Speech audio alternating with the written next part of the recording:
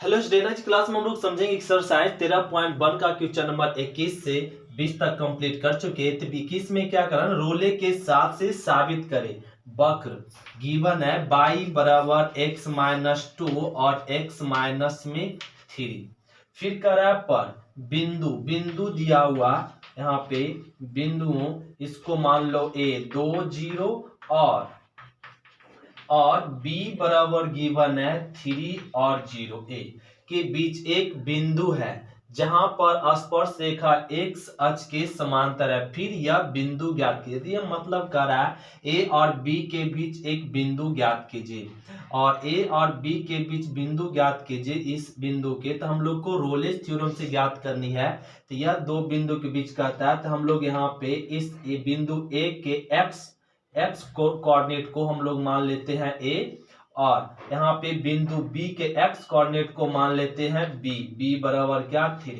ये lower limit और एक अपर लिमिट समझ लेते हैं, मतलब 2 और 3 के बीच। तो ए बाई को ही हम लोग क्या बोलते हैं fx। अब इसको गुना करेंगे दोनों को, तो क्या आएगा एक्स स्क्वायर 3 2 5 माइनस 5 और 3 दूना 6 ए आ जाएगा। इसको गुना करेंगे तो यह फंक्शन और ए गिवन है। इस अंतराल के बीच में क्या ज्ञात करना, बिंदु ज्ञात करनी है। तो बिंदु ज्ञात करना तो पहले क्या करना पड़ेगा, ए फंक्शन कैसा है, पॉलिनोमियल है।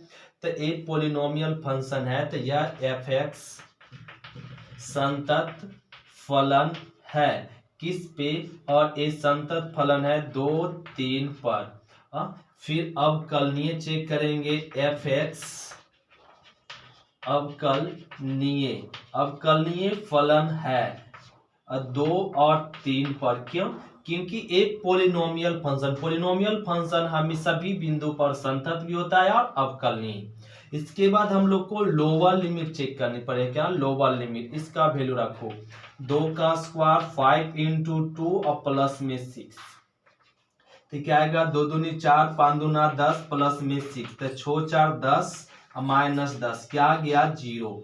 अब फाइंड कर लो अपर लिमिट, कितना 3 रख दो यहाँ पे 3 का स्क्वायर और माइनस 5 इंटू 3 प्लस में 6, तो 3 तिया 9 और 5 तिया 15 प्लस में 6 6 5 कितना होगी 9 6 15 और माइनस में 15 क्या आ गया, इसका भी रिजल्ट 0 आ गया।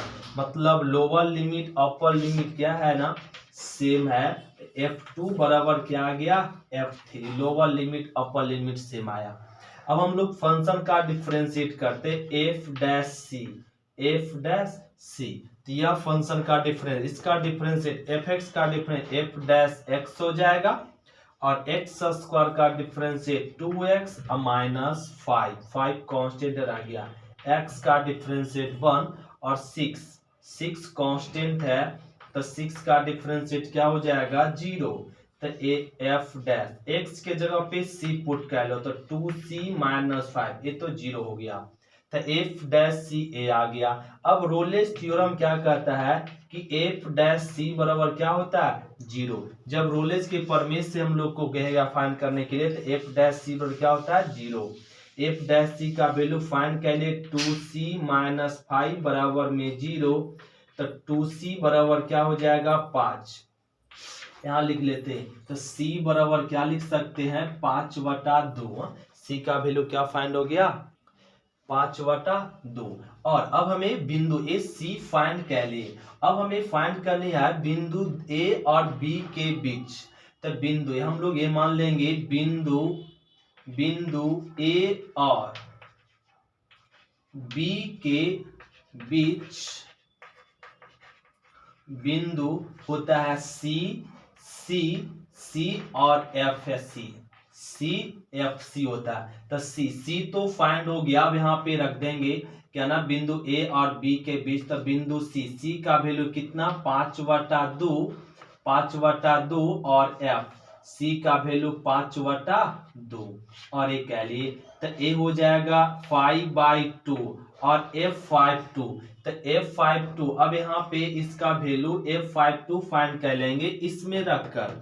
तो इसका रखकर यहाँ पे रख देते हैं, तो और f52 हम लोग फाइंड ज्ञात कर लेंगे। तो यहाँ क्या हो जाएगा 5/2 के होल स्क्वायर अब -5 इंटू 5/2 और प्लस में 6, तो 25 2 दूनी 4 और ये आ जाएगा 25/2 प्लस में 6।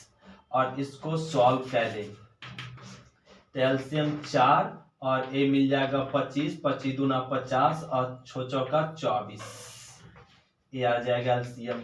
इसको जोड़ेंगे तो यहाँ पे क्या आ जाएगा और 49, तो 1/4 माइनस में 1/4 आ जाएगा, तो इसका वैल्यू क्या रख देंगे माइनस में 1/4। ये हो गया बिंदु। यही तो कर रहा था हम लोग को क्या ज्ञात करने के लिए, बिंदु। तो क्वेश्चन नंबर हो गया 21। इसी प्रकार से क्वेश्चन नंबर 22 हम लोग समझते हैं। क्वेश्चन नंबर 22 भी सेम टू सेम है। तो समझिए अब क्वेश्चन नंबर 22। तो क्वेश्चन नंबर हम लोग समझेंगे 22 का एक फर्स्ट दिया करा वक्र y बराबर a गिवन है। क्वेश्चन नंबर 21 की जैसा ही है और एक वक्र क्या गिवन है y बराबर x - 3 के होल स्क्वायर। करा एक बिंदु निकाले जहां स्पर्श रेखा इतना और इतना को मिलाने वाली रेखा, मतलब एक बिंदु दिया हुआ है, बिंदु स्पर्श रेखा का बिंदु क्या ना 3 0 एंड तथा 4 और 1 इसके बीच। तो यहाँ पे इसका अंतराल ले लें कहाँ से कहाँ तक, तो 3 से और 4 तक में a बराबर 3 और b बराबर क्या ले लेंगे 4। तो ये लोअर लिमिट का काम करेगा, ये अपर लिमिट का। y को ही क्या बोला जाता है, fx बोला जाता है। और ये आ जाएगा x - 3 के होल स्क्वायर। यहाँ तक हो गया। अब समझो, अब ए फंक्शन हो गया और a lower limit upper limit find हो गया। अब करा बिंदु ज्ञात करना, मतलब बिंदु करा ए और बी के बीच में सी और एफ सी होता है। अगर ये दोनों बिंदु के बीच में बिंदु ज्ञात करना, वो बिंदु क्या होता है सी एफ सी होता है। तो ए फाइंड करने के लिए हम लोगों को पहले क्या ना चेक करना पड़ेगा कि यह कैसा फंक्शन है। तो कैसा फंक्शन है एफ, तो एक्स में है, तो एक पॉलिनोमियल फंक्शन है। तो यह फंक्शन एफ एक्स क्या होगा, संतत फलन है। किस पे, किस अंतराल 3 और 4 पर संतत हुआ। क्यों, क्योंकि पॉलिनोमियल फंक्शन सभी बिंदु पर क्या होता है संतत होता है। और दूसरा पॉइंट में एफ एक्स अवकलनीय फलन है। किस पे, 3 और 4 पर। ये हो गया। अब तीसरा स्टेटमेंट चेक करेंगे और लोअर लिमिट फाइंड करो। लोअर लिमिट कितना है 3 और इसमें रख दो 3 - 3 के होल स्क्वायर, क्या आ जाएगा 0, 0 का स्क्वायर 0। अब अपर लिमिट फाइंड करेंगे 4 और यहाँ रख दो 4 - 3 के होल स्क्वायर, तो 1 का स्क्वायर मतलब 1। तो लोअर लिमिट 0 आया, अपर लिमिट 1 आ गया। मतलब इसको बोल सकते हैं lower limit does not equal to upper limit. तो ये लोअर लिमिट और अपर लिमिट इक्वल नहीं है, तो किसका सूत्र लगेगा, लेग्रांजेज मीन वैल्यू थ्योरम हो जाएगा। तो यहां से चल दो। अब यहाँ पे अब फंक्शन का डिफरेंशिएट करो एफ डैश एक्स, इसका डिफरेंशिएशन एफ एक्स का एफ डैश एक्स, और अब इसका डिफरेंशिएशन क्या हो जाएगा, पावर गुना में पावर में कम, फिर x का 1 3 का 0, लिखने की जरूरत नहीं है। तो इसका डिफरेंशिएट a आ गया। अब x के जगह पे क्या पुट कर दो c, तो 2c माइनस में 3a हो गया। अब यह रोलेज थ्योरम नहीं, किससे चल देंगे, लेग्रांजेज मीन वैल्यू थ्योरम से। क्यों, क्योंकि ये लोअर लिमिट अपर लिमिट अगर इक्वल आता तो रोलेज चलता, लेकिन ये इक्वल नहीं आया तो कौन सा रूल चलेगा, लेग्रांजेज LMVT, LMV और T। तो लेग्रांजेज मीन वैल्यू थ्योरम से चलना होगा। तो लेग्रांजेज मीन वैल्यू थ्योरम क्या कहता है, एफ डैश सी बराबर एफ बी माइनस में एफ ए बटा में बी माइनस से होता है। एफ डैश सी का वैल्यू क्या फाइंड किए हैं 2c और 3 दूना 6 बराबर में एफ बी कितना वैल्यू गिवन है, b बराबर 4 और एफ ए कितना 3 और A4 और 3, ये हो गया। यहाँ सॉल्व कर लेते हैं। तो ये लिख ले यहाँ पे 2c - 6 बराबर F4 का वैल्यू क्या फाइंड हो गया है 1 और F3 का 0, तो 1 0 और इसको घटाएंगे तो 1 आ जाएगा। तो 2c माइनस 6, तो 1/1 1 2c, इधर जाकर घट जाएगा 7, तो c का मान कितना गया 7/2। अब ए सी निकल गया। यह सी देखे तो 7/2 3 से बड़ा है और 4 से क्या है ना छोटा है, तो ए सी का वैल्यू, तो हमें क्या ना बिंदु करा ज्ञात करने के लिए क्या बिंदु, तो ये दोनों बिंदु के बीच बिंदु क्या होता है सी और एफ सी, यह होता है बिंदु, दोनों बिंदु के बीच का बिंदु क्या सी एफ सी। तो सी फाइंड हो गया, एफ सी ज्ञात करना पड़ेगा, तो हम लोग को 7/2 अब यहाँ पे रख दो x के जगह पर 7/2 माइनस में 3 के होल स्क्वायर x के जगह पे रख दिए। अब इसको एलसीएम ले लो 2, तो यहाँ पे 3 7 3 दूना 6 होल स्क्वायर, तो घट गया 1/2 के स्क्वायर, मतलब कितना आ गया 4, 1/4, तो इसका बिंदु हो जाएगा, बिंदु यहाँ पे लिख लेते हैं बिंदु, तो बिंदु सी का वैल्यू 7/2 और एफ सी का वैल्यू क्या आ गया 1/4, यही हो गया आंसर। तो इस तरह से क्वेश्चन नंबर 22 का हम लोग सेकेंड, थर्ड, फोर्थ और बना लेंगे। तो क्वेश्चन नंबर हम लोग समझते हैं 22, तो 22 हो गया। अब क्वेश्चन नंबर हम लोग समझेंगे 23। क्वेश्चन नंबर 23 समझो। तो क्वेश्चन नंबर 23 में क्या करना ध्यान से समझें, करा रोले के प्रमेय का प्रयोग कर, किसका रोलेस थ्योरम का प्रयोग कर साबित करे कि समीकरण ए, समीकरण दिया हुआ ए एक्स क्यू प्लस में बी एक्स स्क्वायर और प्लस में c x plus d equal to 0, इसको समीकरण में लिख लो एफ एक्स बराबर ए एक्स क्यू और प्लस में b x square c x plus d, a लिख दिए और इसको यहाँ पे रहने दिए। अब इसका ना डिफ्रेंशिएट कह लेते एफ डैश एक्स, तो एफ एक्स का डिफ्रेंशिएट क्या हो जाएगा एफ डैश एक्स, और एक कांस्टेंट है रह गया एक्स क्यू का differentiate 3x square plus be constant है रह गया, और एक्स स्क्वायर का डिफ्रेंशिएट 2x प्लस में सी एक्स का डिफ्रेंशिएट 1 कांस्टेंट का 0, तो सी एक्स मतलब केवल सी, डी का 0, ए ही रहने देते, और ए हम लोग क्या फाइंड कर ले F x, F dash x. अब हम लोग यहाँ पर यह समझे या एफ डैश एक्स सभी मान के लिए संभव है, एफ डैश एक्स सभी मान के लिए क्या है परिभाषित है, परिभाषित है। क्यों, अब x का मान कुछ भी रखेंगे तो इसमें यह डिफाइंड होगा, और x का वैल्यू कुछ भी रखे तो यह अनडिफाइंड नहीं होगा। मतलब अनडिफाइंड कब होता है जब समथिंग बटा 0 आ जाए या 0/0, तो एक किसी भी x का कुछ भी वैल्यू रखेंगे तो बटा में कभी 0 नहीं आएगा, तो यह फंक्शन अपरिभाषित नहीं है, यह फंक्शन सभी बिंदु पर क्या होगा परिभाषित। जब यह डिफरेंशिएबल फंक्शन परिभाषित है तो यह एफ एक्स क्या होगा संतत और अवकलनीय फलन, क्या होगा अवकलनीय, संतत और अवकलनीय फलन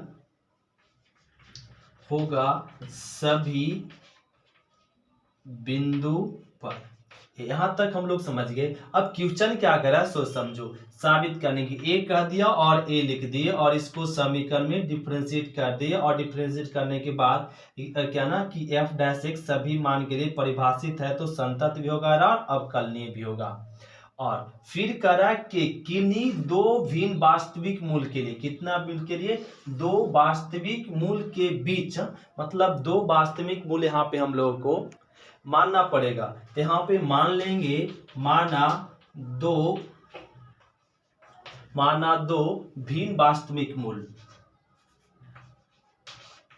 भिन्न वास्तविक मूल अल्फा और बीटा मान लेते, अल्फा और बीटा है, क्या दो वास्तविक मूल मान लिए अल्फा और बीटा।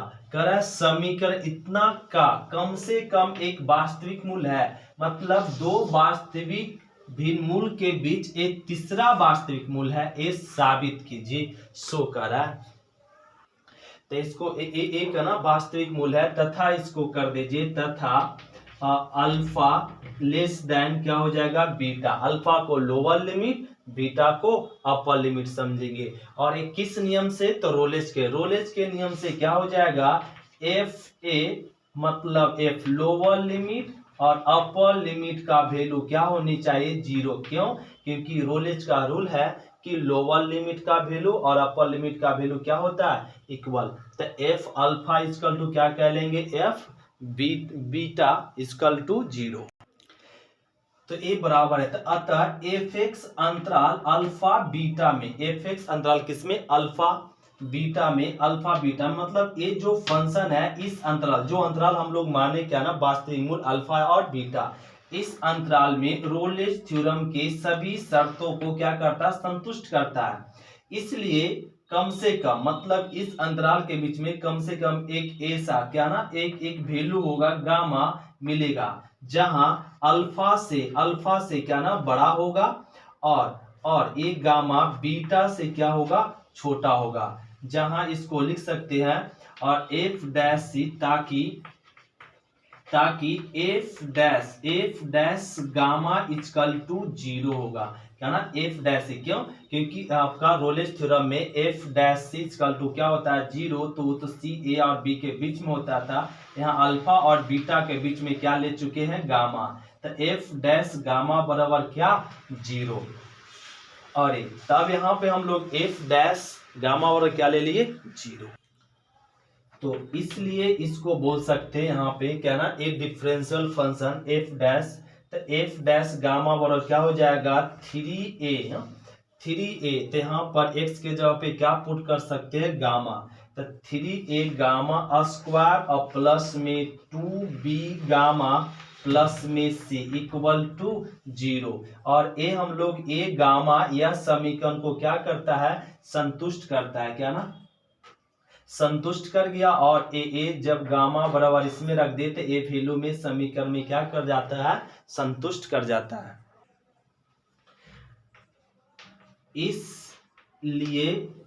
इसलिए यह एक वास्तविक मूल है, क्या है, इसलिए यह एक वास्तविक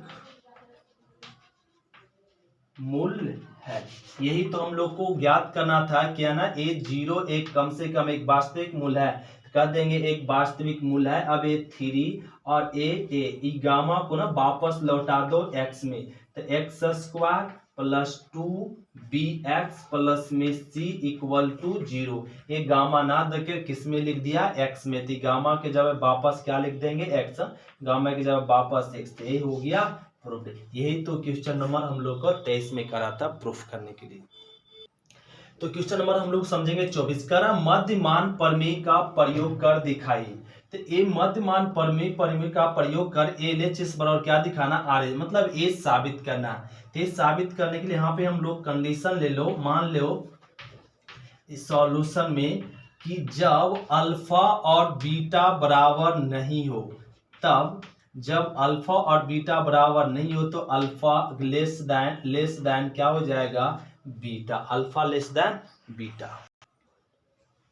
अल्फा लेस देन बीटा हो गया। अब यहाँ पे हम लोग मान लेते हैं लेट फंक्शन को एफ एक्स बराबर क्या मान लीजिए साइन एक्स, तो एफ एक्स बराबर ये फंक्शन लेट कर दे अपने से, एफ एक्स बराबर क्या साइन है। अब फंक्शन का डिफरेंशिएट कर दो, एफ एक्स का difference F dash X, sine का डिफरेंशिएट क्या हो जाएगा कॉस एक्स, यह कह लिए। तो यह जो फंक्शन है यह एफ एक्स सभी एक्स के मानो, एफ एक्स सभी एक्स के मान पर क्या है संतत और अवकलनीय फलन है। अब यहाँ पर ये जो फंक्शन है या यहाँ पर x का वैल्यू, अब कोई भी वैल्यू पुट करेंगे वह मान पर क्या होगा, डिफाइंड होगा। अनडिफाइंड किसी बिंदु पर नहीं होता है, sin x सभी बिंदु पर यह डिफाइंड होगा। इसलिए लिख दे कि f(x) सभी मान पर क्या है, संतत। डिफाइंड होगा तो संतत भी होगा, और क्या होगा, अवकलनीय भी। संतत है तो अवकलनीय भी होगा। तो अब यहाँ पे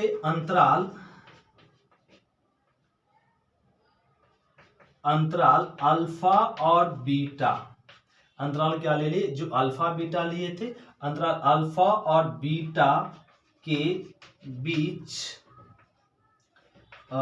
कम से कम या एक मान क्या होगा, गामा होगा, जो किस में, alpha less than gamma less than beta. जहां इसको बोल सकते क्या ना, अगर लेग्रांजेज मीन वैल्यू थ्योरम है तो F dash C equal to क्या होगा, एफ बी माइनस में एफ ए और बटा में बी माइनस में ए होगा। क्यों, क्योंकि लेग्रांजेज मीन वैल्यू थ्योरम से यही तो कंसेप्ट होता है। अब एफ डैश सी, अब यहाँ पर एफ डैश सी के जगह पर हम लोग यहाँ पे क्या ना, गामा बोलेंगे। गामा अल्फा और बीटा के बीच क्या मान लिए हैं, गामा।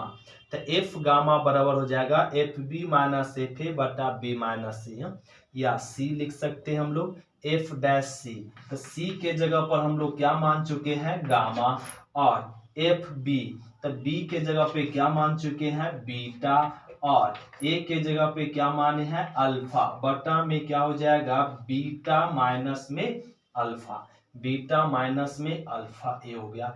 एफ डैश, तो यहाँ पर एफ डैश, तो एक्स के जगह पे क्या ना, अल्फा, और एक्स के जगह पे ए गामा पुट करेंगे तो क्या हो जाएगा, कॉस गामा।